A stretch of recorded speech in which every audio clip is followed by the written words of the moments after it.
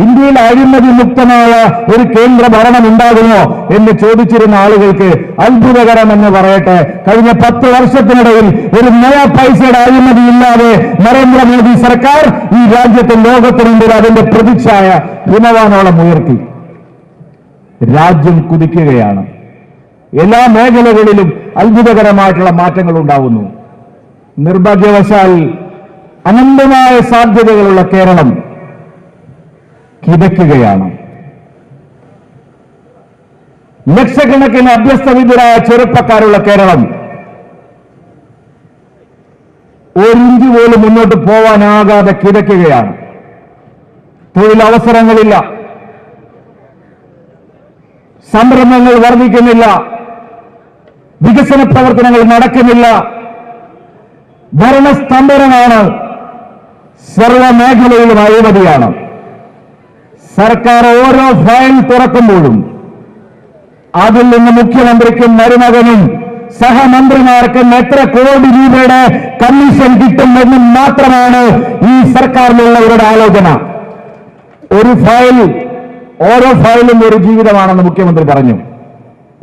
ഓരോ ഫയലും കോടികൾ കൊള്ള ചെയ്യാനുള്ള അവസരമായി വികസന പ്രവർത്തനങ്ങളുടെ ഫയലുകൾ തുറക്കുമ്പോൾ സർക്കാർ മാറ്റുകയാണ്. ശതകോടിക്കണക്കിന് രൂപയുടെ മാസപ്പടികൾ, കൈക്കൂലികൾ, കൊള്ളപ്പണം സമാഹരിക്കുന്ന ഏജൻസികളായിട്ട് ഭരണകൂടത്തിന്റെ വക്താക്കളും മന്ത്രിമാരും സർക്കാർ സംവിധാനങ്ങളും കേരളത്തിൽ മാറി. അഴിമതി സാർവത്രികമായി.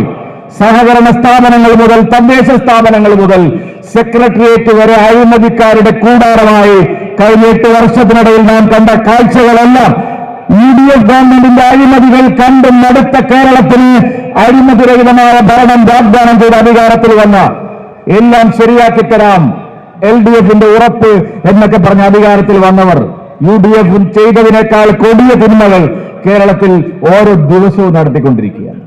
കേരളത്തിന്റെ പ്രതീക്ഷകൾ അസ്തമിക്കുന്നു.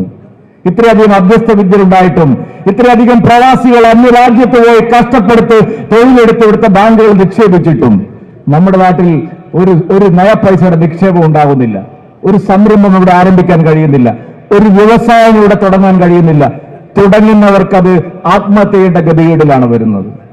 ക്ഷേമ പെൻഷൻ കിട്ടാതെ ഇന്ന് കുടുംബങ്ങൾ ആത്മഹത്യ ചെയ്യുന്ന ഒരേ ഒരു സംസ്ഥാനം ഇന്ത്യയിലുണ്ടെങ്കിൽ അത് കേരളമാണ്.